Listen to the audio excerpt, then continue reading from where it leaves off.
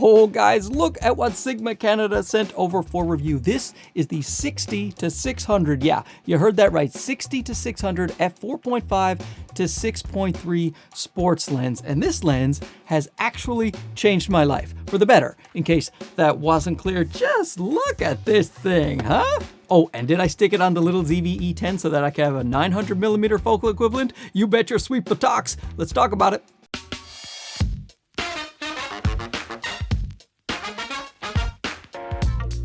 This is Mark. I met him yesterday doing the bird stuff and, teaching me everything about birds. And he said, if you come to this spot, we will get pictures of snowy owls. Is he a liar? Let's find out. So, of course, a big shout out to Sigma Canada for sending this guy over pre-release so that I could be on the embargo list. Sigma Canada understands how important I am in the photography world. They get it. They really get it. This is on loan. They don't get any input on the video and I have to send it back. And it's too bad that I have to send it back because I have had so much fun with this. I can't describe it. Well, I will describe it in this video. So the lens is tack sharp from the center to the corner, just corner to corner sharpness on this guy. Very impressed. I don't see any noticeable chromatic aberration as well. I took a bunch of photos that were very high contrast and I don't see any of the purple fringing. The lens is extremely good at controlling flare and ghosting. I didn't see any flare or ghosting. Now, granted, it was a bit overcast where I am here in Toronto in January, but still the lens seems to be holding up absolutely fantastic in those regards. It is available for the Sony E-mount, which is the one I have right here, and it weighs 2,485 grams on the Sony system, but it also is available for the L-mount system, and the L-mount lens is 10 grams heavier at 2,495 grams. The 60-600 is the only 10 times zoom that you are going to find for any mirrorless system as of right now, January 2023, and this thing is built well. It is weather resistant, but it is not waterproof. So if you're going to be in, torrential downpours, you're going to want, a little rain cover for your lens. You don't want to get it soaking wet, but it can stand some dust and some moisture. Now, before I get into how this lens changed my life, you want to know the difference between the 60mm and the 600, what you can do. Look at this kite surfer. Kite surfer, is that what they're called? Anyway, I took a picture of him at 60mm and then I took a picture of him at 600mm. And as you can see, the focus nailed him both times. Sharp photos. It was unbelievable. I could barely see the guy with the naked eye and it zooms in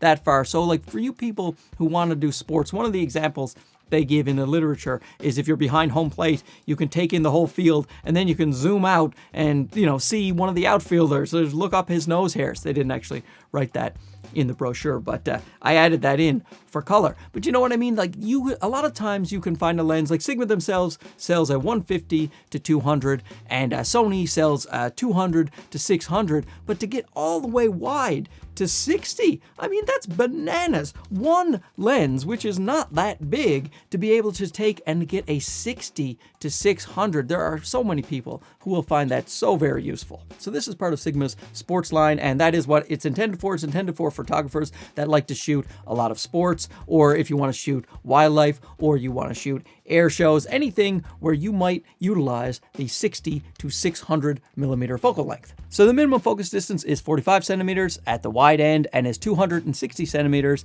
at the long end at the 600mm focal range. It has 27 elements in 19 groups and it has a 9-bladed diaphragm that gives you some nice background bokeh, if that is what you're into. Nice, smooth bokeh coming out of this guy right here. The minimum aperture is f22 at the wide end and f32 at the long end, and the filter thread size is 105 millimeters. In terms of the weight, I gotta say 2,500 grams basically. I have been carrying this around for a few days now and no problem at all. I find it quite a manageable weight, and it's not necessarily as big as it looks either, because if you just take off the lens hood here, it's got a little screw cap for the lens hood. See that? There you go. That is a 60 to 600 millimeter lens, and as you can see, that is quite reasonable. I can put that in my little 30-liter backpack that I have, and that is what I did because I don't have a bigger backpack. You can just reverse the hood for traveling to make it a more compact size. So you can zoom it like a traditional lens right here, but if you want to zoom faster, you can just pull on the end of the lens right there, and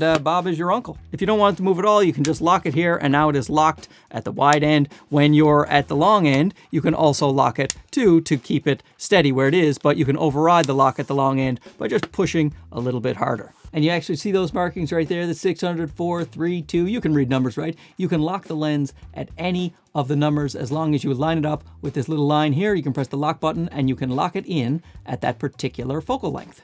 It has this Arca-Swiss compatible removable shoe, so if something happens to your shoe, you can just replace it. And the actual shoe itself, if you just loosen that button, you can move the shoe around the lens at different markings for different purposes depending on how you want to position your lens or just carry it around. It also has these little holes right here so that the strap that comes with it, you can just thread it through there and you can put a strap around your lens for easier carry. Let's take a look at the functionality switches right here. You have autofocus to manual focus switch. Obviously that is a must. And right here you have the ability to focus at different lengths. If you want the full one, that's the one I just choose all the time. But if you want it to not focus on anything close to you, here you can just do the 6 meters to infinity. And if you want it to focus closer, you can do the minimum focus distance to the 6 meters. So that way, you can choose. If you're not shooting off far in the distance, you put it on the minimum one. If you are not shooting anything close to distance, just put it on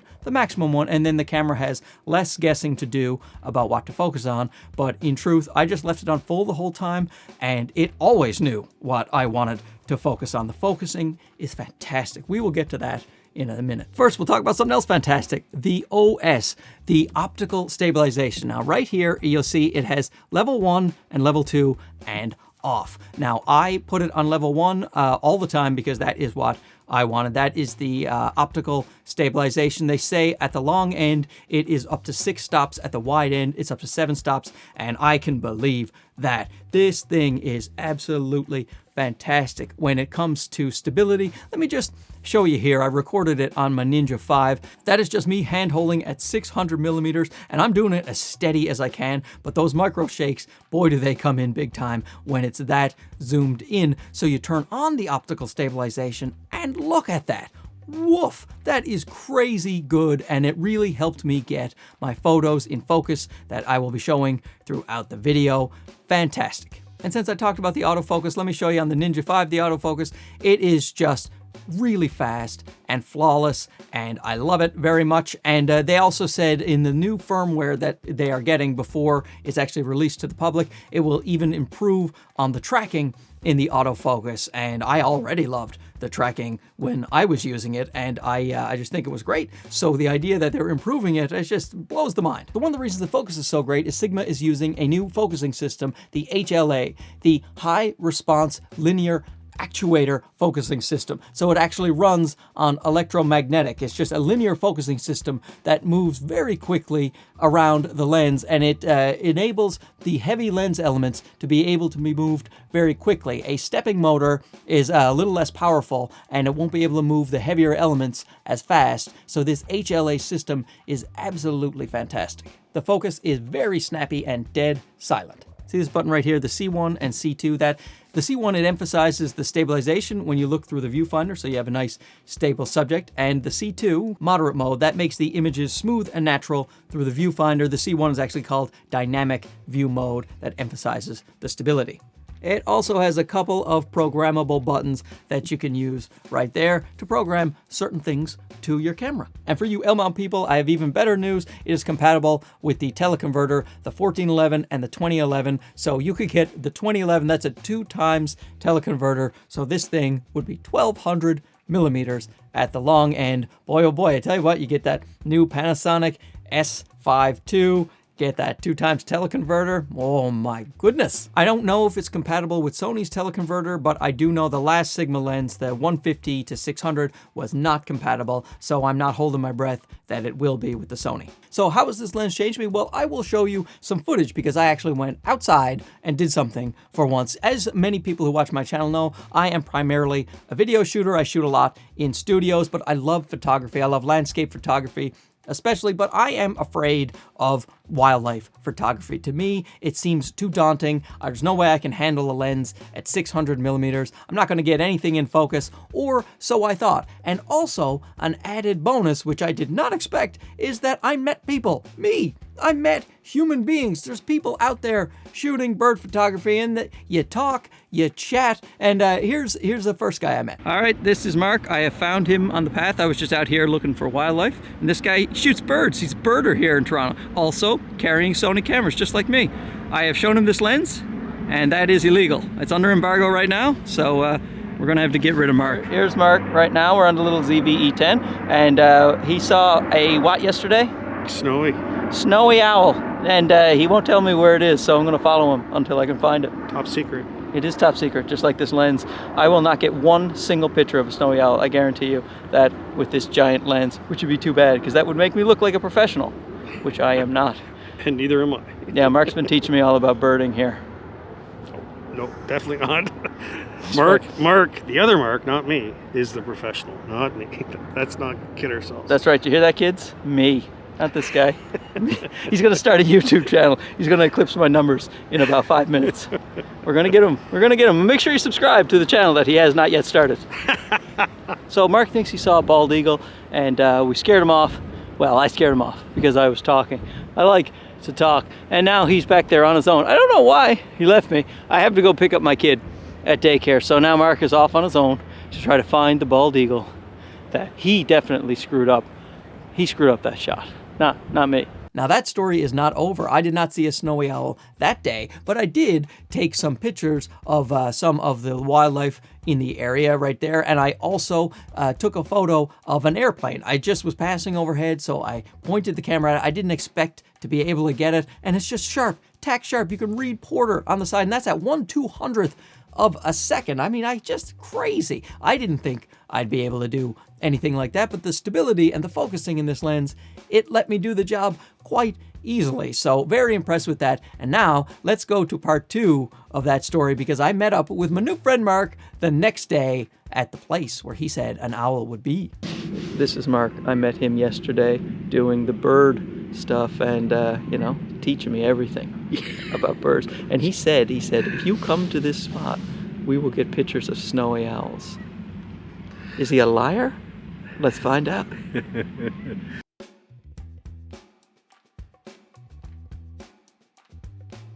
Right? Snowy.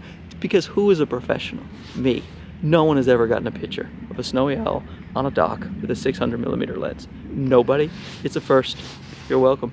So Mark... I think actually I got one too. No, he didn't. Missed it. It was blurry because he doesn't know anything about cameras. He doesn't know. No, but after you set me up, it was fine. Successful day. Now, is that the greatest shot of a snowy owl? No. He wouldn't fly. He wouldn't take off. He wouldn't even open his eyes. He was just a little bugger who was waiting me out, just sleeping there on the dock. I was trying to wait for him to fly to get a picture of him flight, with the big old eyes, and then I would win the National Geographic Award for wildlife photography on my first ever attempt at a snowy owl, but he wouldn't leave the damn dock. So after a few hours, I had to go home, but I'm still pleased that I went out for the first time ever. Well, basically, that was the second time I ever went out with a wildlife lens to photograph wildlife, and I got a picture, at least, of a snowy owl. And I did take pictures of other things, some pretty ducks that were in the area, and a swan as well, and everything just kept coming out tack sharp. I would point at it, boom, in focus. Point at it, boom, in focus. Really, really happy with the way this lens operated.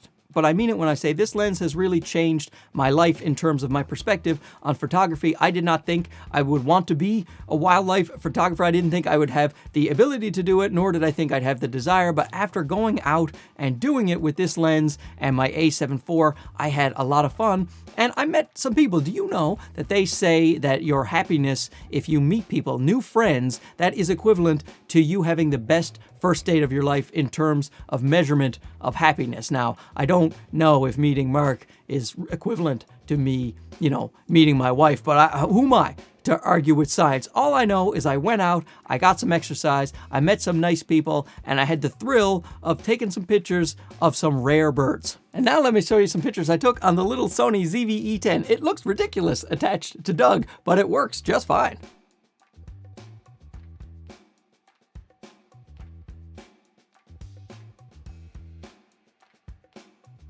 One of the things you could also try to do with this guy is use it as street photography. So you get 900 millimeters with a little ZV-E10 there. You could take some covert shots. Don't do anything weird or gross, but you could take pictures, street photography, people walking down the street, they would have no idea because you'd be like 30 miles away from them. So there you go. You want a lens that can go from standard to ultra zoom 60 to 600 with fantastic focusing and fantastic stabilization. Then the Sigma 60 to 600 millimeter f4.5 to 6.3 sports lens. It just might be your bag. Thanks so much to Sigma Canada for sending this guy over. And now, if you'll excuse me, I'm going to go out with friends and shoot some birds. Take photos. We're very peaceful people. Talk to you again soon. Okay, bye-bye.